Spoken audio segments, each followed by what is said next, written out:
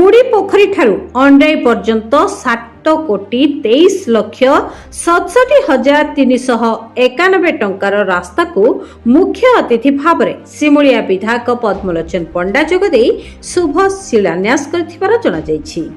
पर अबजुणा पंचायत गुड़ी पोखरी ठारे सरपंच लक्ष्मीधर बलंक सभापतित्व में एक सभार आयोजन करा जायतिला। एही सभारे सम्मानित अतिथि भाव में महिला मोर्चा जिला साधारण संपादिका भारती मल्लिक, अंडराई समिति सभ्य उत्तम कुमार महांती, बादल पेड़ा, पूर्वतन सरपंच विजय कुमार मिश्र, गगन बेहेरा, रंजन बारिक, युवनेता नटवर महांती, सरपंच प्रतिनिधि गौतम पाणिग्राही, रमेश पति प्रमुख जोगदे वक्तव्य प्रदान करथिले।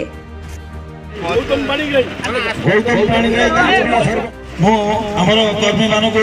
पंचायत अर्जुना पंचायत सभापति चित्तरंजन भाई को अनुरोध करेंगे अतिथि मान को पुष्पगुच्छ उत्तर संबर्धना करेंगे। विधायक आसला परे हमर कामडा से पूर्ण करबो किंतु मु दुखर विषय मु आज माननीय विधायक